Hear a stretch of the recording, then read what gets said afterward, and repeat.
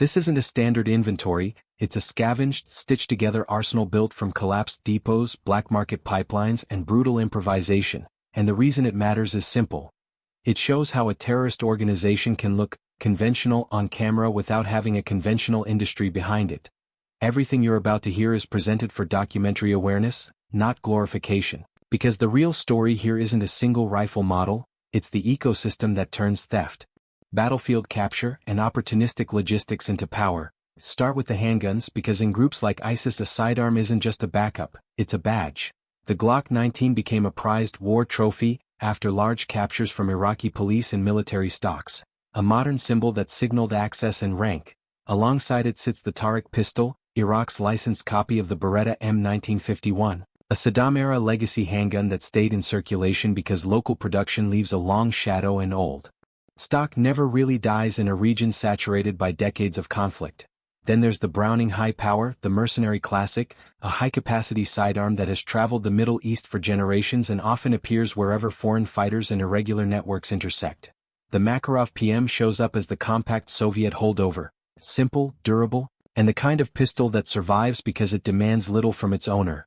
And the Tokarev TT-33 remains the ancient penetrator by reputation, not because it's modern but because conflicts don't reward what's newest. They reward what's available, what still fires, and what still scares. But pistols are the prologue because the real backbone of insurgency is the assault rifle, and here the pattern becomes obvious. The AK platform is not a weapon in this context, it's an operating system. AKM and AK pattern rifles are the global standard because stamped steel reliability doesn't care about sand, heat, and neglect, and that's why they can be sourced from anywhere. Stolen, traded, bought, or pulled from caches nobody remembers.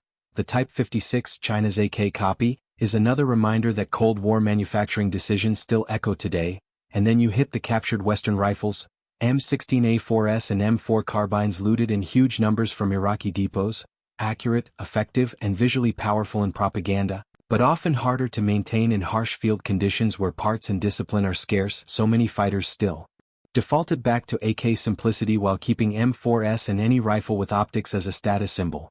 You also see the oddities, modern bullpups like Croatia's Vicus II family that ended up in Iraqi service and then appeared in the conflict landscape, futuristic silhouettes in the hands of insurgents, but often limited by logistics, magazines, training, and spare parts.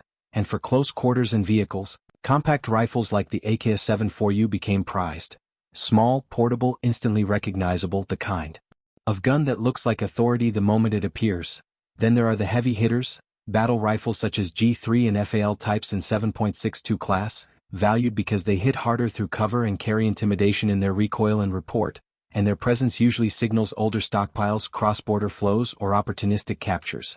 And woven through all of this are the imposters and outliers, Czech VZ58s that resemble AKs but share almost nothing internally, and rare rifles that appear less for practicality and more because scarcity itself becomes propaganda.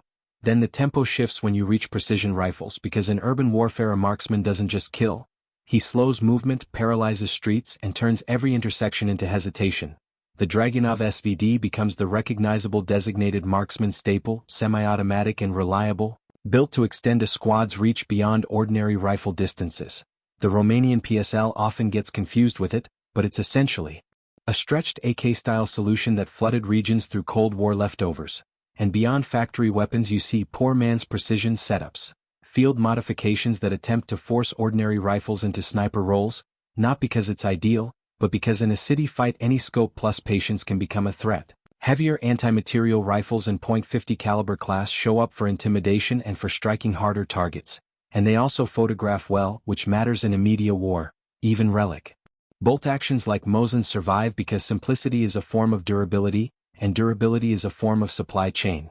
But if rifles are the body of the arsenal, machine guns are the heartbeat, because volume of fire decides who moves and who stays pinned, and that's why the PKM earns its king reputation, belt-fed, hard-hitting, reliable, the kind of squad weapon that turns scattered fighters into something that can assault. The RPK bridges the gap as a heavier AK family automatic option. Captured M249 saws offer massive 5.56 firepower but reveal a constant insurgent weakness: logistics. Because if ammunition supply doesn't match the gun, even a powerful weapon becomes a burden.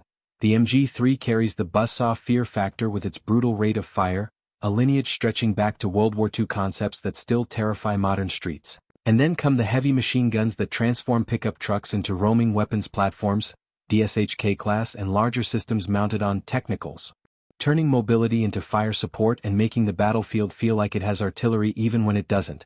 KPV-class heavy guns push that intimidation further, their caliber and impact redefining what light vehicle even means in a fight.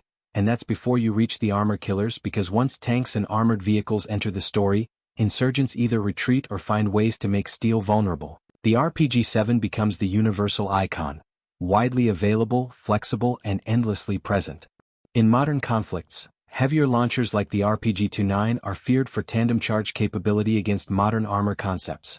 Tripod-mounted recoilless systems like SPG-9 types extend ambush reach against convoys and fixed points, and guided missiles change the psychology completely. Systems like the US-made BGM-71 TOW and Russia's 9M133 Cornet are dangerous not only because they can destroy armor, but because distance turns an attack into an execution when the operator can engage from far away. Chinese HJ-8 systems appear as well, repeatedly featured in militant propaganda because a single successful guided strike can be edited into a narrative of dominance. Disposable launchers like the AT-4 and M72 Law fit the insurgent need for quick, portable punch in tight urban spaces, where one shot and movement matter more than sustained engagements. But the most disturbing chapter is not factory-made at all, because improvised terror weapons reveal what happens when a group industrializes cruelty. Hell cannon-style garage artillery lobbing improvised payloads, often inaccurate, but devastating enough to terrorize neighborhoods and collapse morale. IRM-type truck-launched munitions that act like crude rockets designed less for precision and more for leveling blocks and spreading panic. And then SVB-IEDs, armored suicide vehicle bombs, used like land cruise missiles to breach defensive lines, create shock, and open the way for follow-on assaults. Weaponized commercial drones add a modern layer of fear. Cheap quadcopters repurposed into aerial harassment platforms, turning a buzzing sound overhead into constant psychological pressure.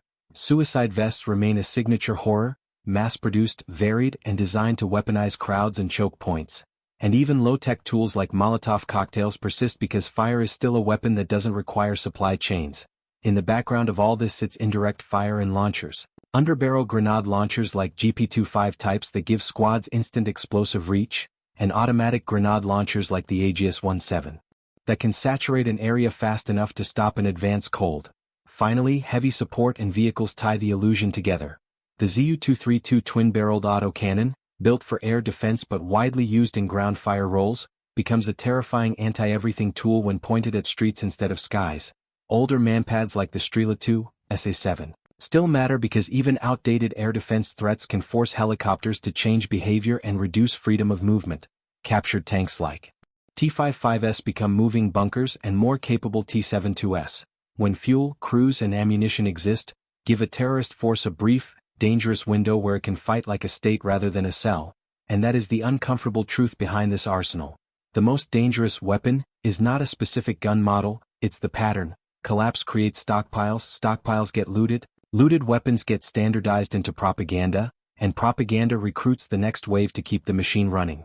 When that chain is intact, the group can look unstoppable, but the chain is fragile. Ammo, parts, fuel, training, and territory break any link and the image collapses, yet the damage done before that collapse can be catastrophic. So if you take one message from this, let it be this.